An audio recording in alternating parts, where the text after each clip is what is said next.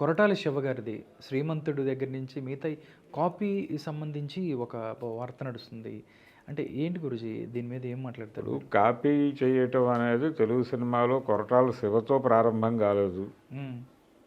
చాలామంది ఎప్పటి నుంచి ఇది తెలుగు సినిమా ప్రారంభమైన రోజు నుంచి కాపీ అనేది ఉంది. హ్మ్.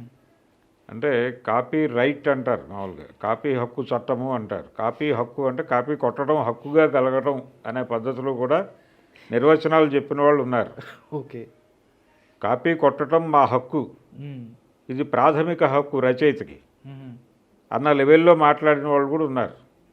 ప్రతి వారి మీద ఉంది కదా కాపీ నెపం, కేవలం ఆయన మీదే కాదు కదా. ఇన్స్పిరేషన్ అనే పేరు మీద ఇన్స్పిరేషన్ అనే మాట తీసుకుని ఎవరెవరు ఎక్కడెక్కడి నుంచి కాపీ కొట్టారో లిఫ్ట్ ఇరిగేషన్ ఎత్తిపోతల పథకం లిఫ్ట్ చేయటం. లిఫ్ట్ చేయటం, ఈ పద్ధతిలో అంటే ఎక్కడెక్కడి నుంచో తీసుకుని, అంటే పురాణాల నుంచి తీసుకుని వాడుకోవటం అనేది ఒక పద్ధతి. పురాణాల నుంచి తీసుకున్న కథలు అనేకం కనిపిస్తాయి మనకి, అనేకం తగులుతాయి. అందుకని కాపీ చేయటం అనేది ఇండస్ట్రీలో క్వైట్ కామన్గా మారిపోయింది. కోర్టు కేసులు, వివాదాలు, సంఘాల్లో పంచాయతీలు, సెటిల్మెంట్లు, ఇవన్నీ కామన్గా మారిపోయినటువంటి చరిత్ర చాలామందికి ఉంది. ఇది ఒకళ్ళకి కాదు. ఒకే హిందీ పాటను ముగ్గురు కాపీ చేసిన సందర్భాలు కూడా ఉన్నాయి తెలుగులో.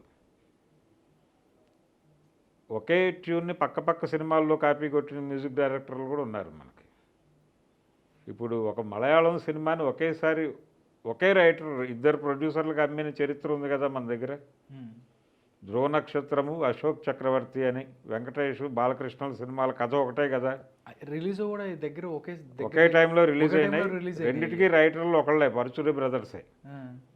రెండిటికి మాతృక ఆర్యన్ అనేటువంటి మలయాళం సినిమానే. వివాదం అయింది కదా ఆ రోజున, కొట్టుకున్నారు కదా.